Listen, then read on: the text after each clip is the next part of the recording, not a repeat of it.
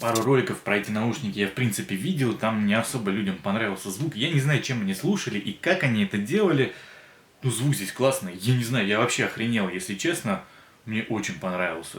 Вот правда, это вот такие вот наушники, как оказались, за 1400, по-моему, где-то так они стоят, офигительно звучат. Лучше, чем Redmi AirDots, гадалки не ходи, тут как бы вообще без вариантов.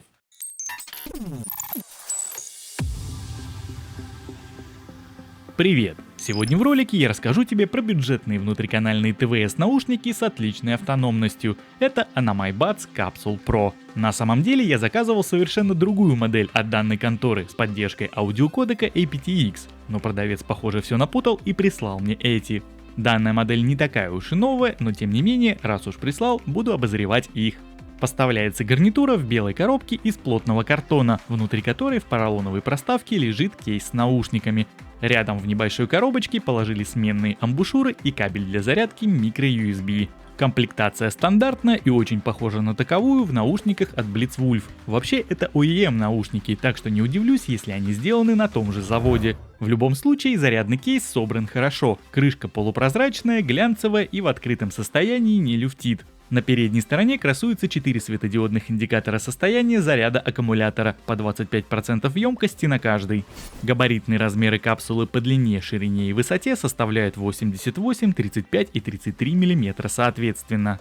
Встроенный в кейс аккумулятор имеет довольно внушительную емкость на 1000 мАч, а в каждый наушник установили по 50. От одного заряда на 100% громкости наушники отработали у меня 5 часов и 5 минут. Так что суммарно с помощью кейса можно получить аж целых 50 часов проигрывания музыки. Для своей цены, а стоят они всего 18 баксов, результат прям очень хорош. Тем более, что звучат они довольно годно. Если честно, я даже не ожидал, что звук из них мне понравится. Конечно, феноменальной детализации ожидать от них не стоит, но во всяком случае они точно звучат покруче недавних Lenovo LP01, что были у меня на обзоре. Здесь более насыщенное и приятное звучание с чуть заваленной серединкой. На максимальной громкости ничего не хрипит и не перемешивается. Возможно, что такое звучание обеспечивает установленный в них чип от Realtek.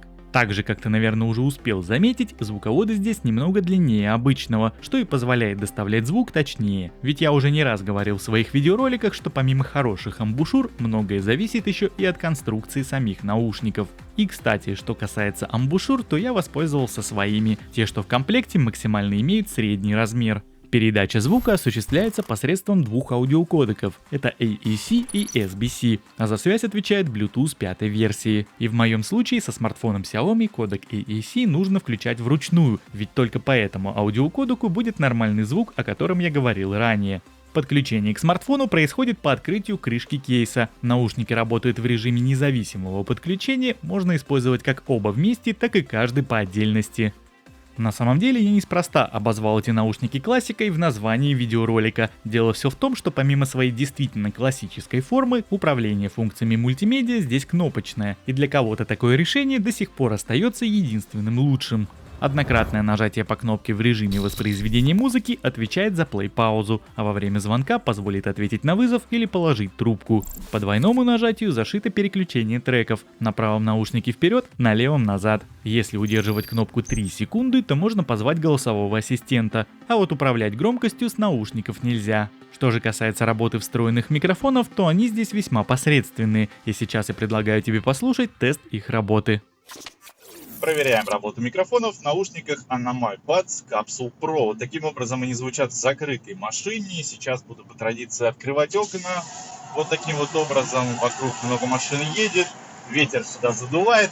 И вот так вот отрабатывают микрофоны в этих наушниках. Можете оценить качество при вот таком вот использовании их в машине.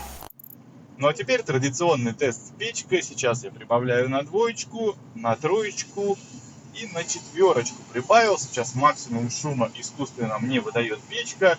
И вот так вот тебя будет слышать собеседник, если ты будешь с ним разговаривать вот в таких условиях по вот данным наушникам. Как-то так. Anamai Buds Capsule Pro не имеет на борту специального режима с низкой задержкой, но тем не менее во время игрового сеанса в PUBG Mobile вели себя довольно достойно. Мелкие задержки в звуке, конечно, имелись, но поиграть было вполне возможно. А вот при онлайн просмотре роликов на YouTube так вообще рассинхрон не ощущался, по крайней мере во время теста на мой слух видео и звук совпадали. Ну и подводя некий итог, что могу сказать. Если брать в целом, то наушники мне понравились, особенно учитывая, сколько они стоят. По-хорошему, звучат они годно, переключение треков есть, заряд держит достойно и в ушах сидят комфортно. Кнопочное управление, конечно, на любителя, но здесь оно не раздражает. Лучше уж такое, нежели сверхчувствительный сенсор, который живет своей жизнью. И вот для неприхотливого пользователя такого набора будет более чем достаточно. Так что, как по мне, это хороший вариант для прослушивания музыки на каждый день. По крайней мере, денег своих они однозначно стоят. Ну а на сегодня у меня все. Спасибо тебе за просмотр и до встречи в следующих видео. Пока-пока.